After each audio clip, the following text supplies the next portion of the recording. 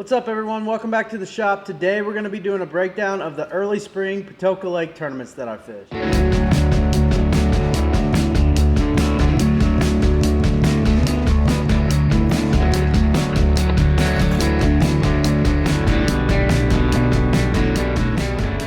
So we had two tournaments, the Deer Creek Trail and the IBF. And one of them was March 16th and the second one was March 30th.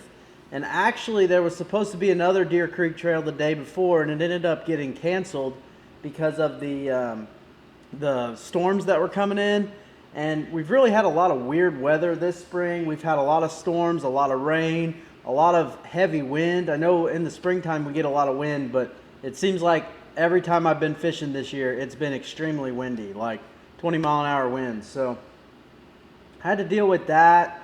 Had to kind of deal with some of the storms that were coming in and out, and basically just adapt as we went. And it was really tough fishing conditions. I fished with Blake Canese in the first one, and basically I did the same thing in the Deer Creek Trail team tournament as I did in the IBF. So what I was doing is I was just targeting pre-spawn fish, obviously being March, that were on transition banks and starting to move their way back in the creek. To do that, I was using a whole slew of baits.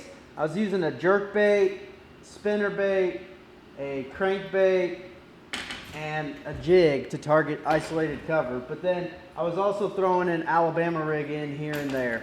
I was targeting those transition areas where it went from deep water to shallower water, and areas that those fish could kind of set up as they moved back to the backs of the creeks.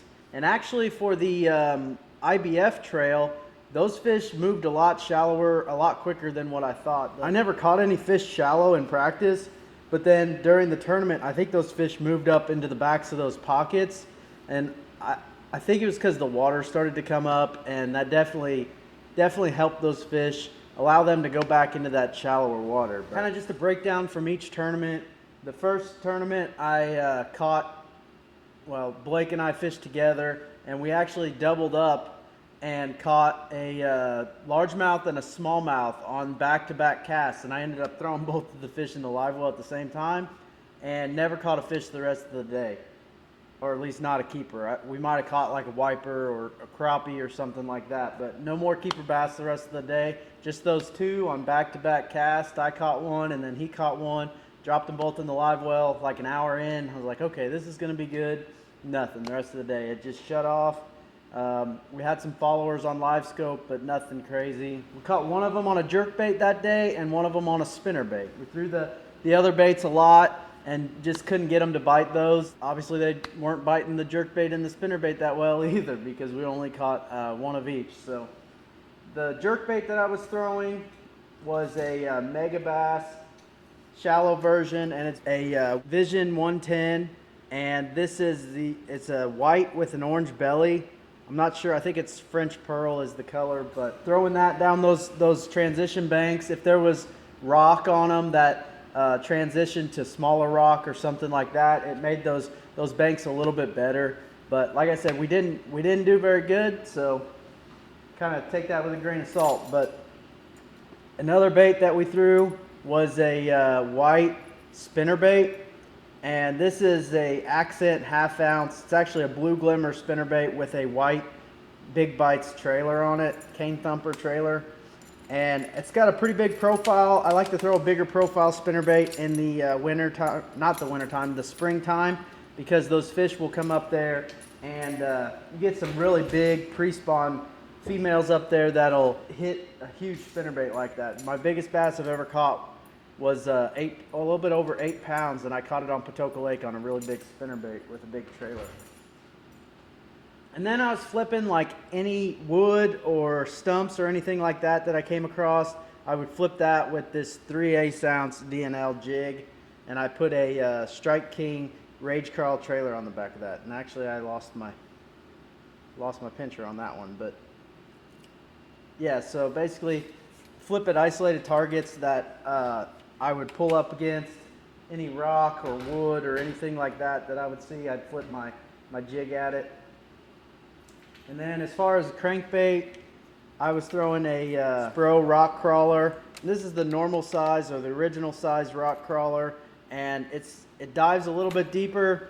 It works pretty good for what I'm doing in the pre-spawn, where I'm just cranking some of that rock and those transition banks. And then finally, and I never caught any on this in the tournament, or in practice, I don't think, but it's just a good springtime bait, is the Alabama rig. And you can go down some of those transition banks. You can fish them with this thing, and those fish you'll get a lot of followers, but then you'll also, on certain days, they'll really eat this bait in the springtime for sure.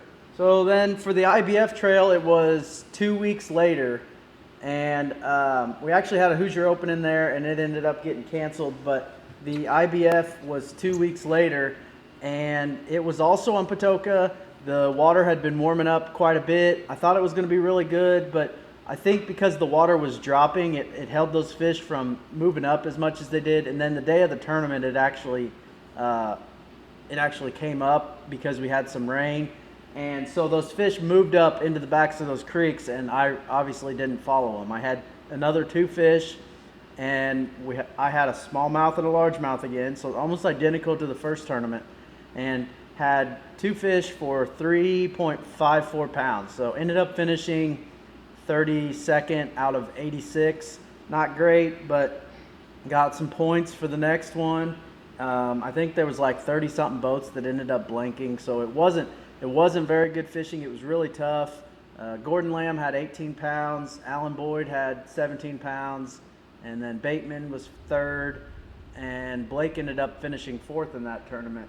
But I think those fish had moved up shallower. I think guys were catching them on spinner baits, chatter baits, flipping, stuff like that. But I kind of did the same thing, because that's what I thought I needed to do after practice. I fished the transition banks like I did in that Deer Creek trail, fished with a jerk bait, fished with a spinner bait, and then flipped a little bit with my jig and threw a crankbait as well to kind of cover some water. And then also mixed in that Alabama rig.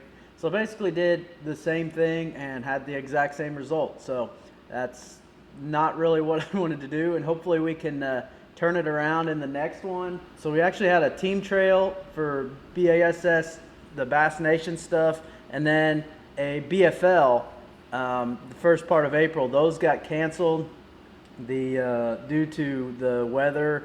It rained a ton, and Rough River came up a bunch, so they canceled that one. And then the weather, like storms and stuff, canceled the Bass Nation trail. So they ended up moving the BFL to Lake Monroe, which is a double back-to-back. Not sure how I feel about that, but it'll be fun. It'll be really tough fishing on Sunday, but it'll be fun going back to Monroe, and hopefully we can catch them both days and have a chance at AOI again this year. But like I said, basically just fish transition banks in these first 2 tournaments at Patoka. The early spring is kind of just targeting those fish that are moving every day, and it kind of is it's a little bit of a challenge, and obviously it kicked my butt in the last 2 tournaments. So that's pretty much how I caught my fish. Be sure to like and subscribe, and we'll see you guys next time.